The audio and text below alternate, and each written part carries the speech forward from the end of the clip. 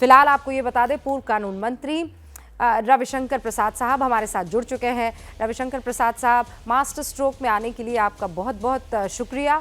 बड़ा सवाल आज की तारीख में, बड़ी बधाई के साथ 156 कल्पना की गई थी इसकी?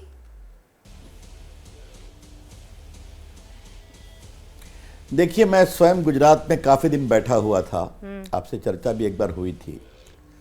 अब मैं गुजरात जाता रहा हूं। ये पहले इस चुनाव के नतीजे की गंभीरता पर, आपके मुद्दा पर मैं चर्चा करना चाहता हूं। 27 साल के बाद जो कम्युनिस्ट पार्टी का रिकॉर्ड था गुजरात बंगाल में, उनका गवर्नेंस मॉडल कितना फालतू था छोड़ दीजिए उसको भाजपा ने पूरा किया और सबसे अधिक रिकॉर्ड बहुमत से जीती। तो ये भारत के डेमोक्रेटिक इतिहास का एक माइलस्टोन है, एक मील का पत्थर है, इसको समझना चाहिए। ये क्यों हुआ है?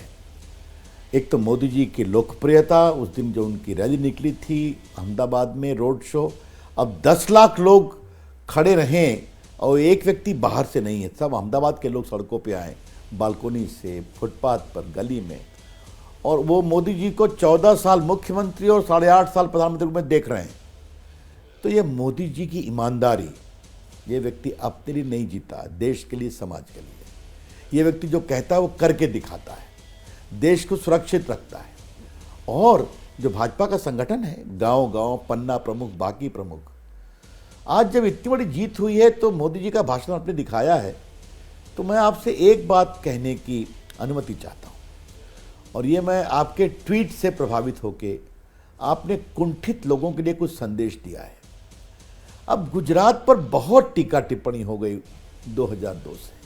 मोदी जी तो मोदी जी, गुजरात को कुछ लोग हमेशा नेगेटिव ही सोचते थे, देखते थे।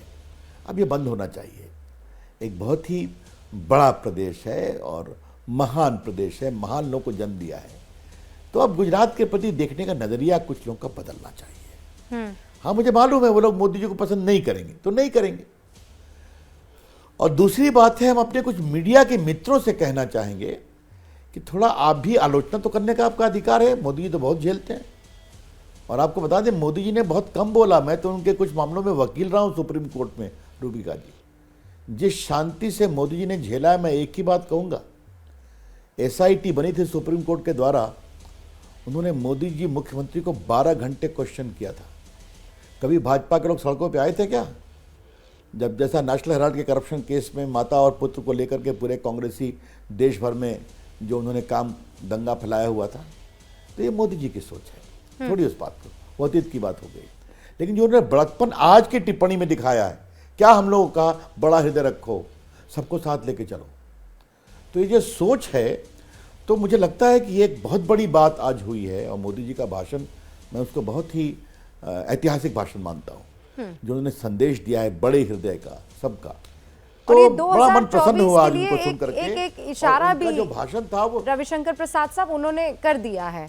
आप सब वहां पर मौजूद थे, आप बहुत गंभीरता से इन चीजों को सुन भी रहे थे, देख भी रहे थे। लेकिन हिमाचल प्रदेश को लेकर बार बार आपसे ये सवाल पूछा जाएगा कि 40 पर कांग्रेस, 25 पर बीजेपी। आप ये कह रहे थे रिवाज बदलेगा, ये क्यों नहीं बदल पाया? कहां खामी रही? कहां आप जो करना चाहिए था नहीं कर पाए? मैं हिमाचल पर जरूर बोलूंगा, उसके बाद 2 बातें और बोल दूं। बिहार में कुढ़न्नी में बाई इलेक्शन हम जीत गए, है ना? हाँ।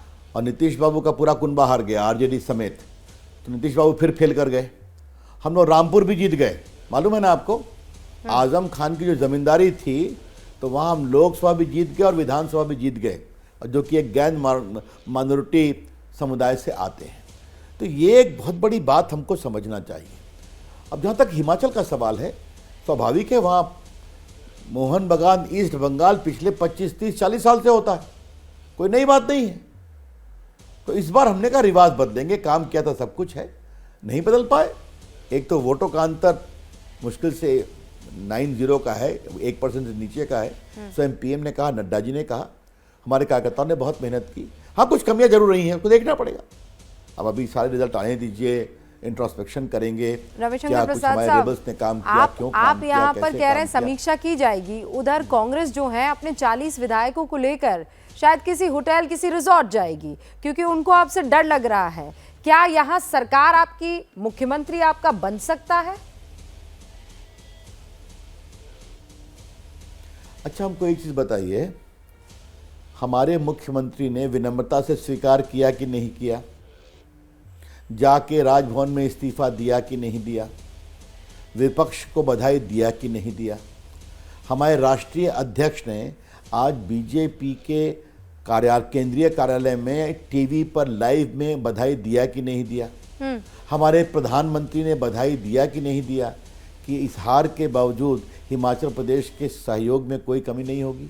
नहीं, पर तो क्या चाहते हैं? जयराम ठाकुर साहब ने यह भी कहा कि राजनीति में कुछ भी मुमकिन है, परिस्थितियां कुछ भी करवा सकती हैं। वो उन्होंने खुद एबीपी न्यूज से बातचीत करते वक्त ये बात कही है, रविशंकर प्रसाद साहब। उसके क्या माने निकालें फिर? अब ठीक है, अब मैंने उसको सुना नहीं है। अब आप लोग सवाल पूछती हैं तो कभी कभी खोद के पूछती हैं तो व्यक्ति बोल देते हैं, लेकिन आज मैं प्रधानमंत्री और हमारे राष्ट्रीय अध्यक्ष की टिप्पणी आप देखिए। हमें लगता है कि अधिक चिंता कांग्रेस के अंदर की है। अभी से ही कांग्रेस के नेताओं के स्वर आ रहे हैं कि नहीं आ रहे हैं? उनके अध्यक्ष के पुत्र ने कहा मैं सीट खाली कर दूंगा। और एक रोचक बात, रूबिका लियाकत, इस बात को आप ध्यान रखिए, यह शायद पहली बार हुआ है कि कांग्रेस पार्टी एक जगह जीती है और कांग्रेस पार्टी की प्रदेश अध्यक्षा न सोनिया गांधी को क्रेडिट दिया, न प्रियंका जी को क्रेडिट दिया, न राहुल जी को क्रेडिट दिया। अपने स्वर्गीय पति वीरभद्र सिंह को श्रद्धांजलि के रूप में इस विजय को बताया। अब ये देख लीजिए क्या बात है। अब तक तो सारी जीत उनके नाम पे होती थी, बड़े प्रचार रविशंकर प्रसाद साहब, आप वो अलग विषय है। आप इशारा कर रहे हैं कि अभी राह जीत जाने के बाद भी कांग्रेस के लिए आसान नहीं रहने पा रही। मेरे पास वक्त की कमी है, लेकिन बहुत बहुत शुक्रिया और इस जीत की बधाई भी कि 156 सीटें गुजरात में बीजेपी लेकर आई है और यह अद्भुत और ऐतिहासिक है। बहुत बहुत शुक्रिया रविशंकर प्रसाद साहब हमसे बातचीत करने के लिए। जैसे ही घड़ी का काटा दोपहर 2:30 पे आए, बबीता जी का दिल सास बहू साजिश के लिए मचल जाए। और ये है इनकी बहू, पूरे दिन ऑफिस की टेंशन हो जाए गॉन जब ये करें अपना फेवरेट शो फ्री टाइम पे ऑन। इनकी तरह आप भी देखिए अपना फेवरेट शो अपने टाइम पर और डाउनलोड कीजिए एबीपी लाइव ऐप अपने स्मार्ट टीवी पर।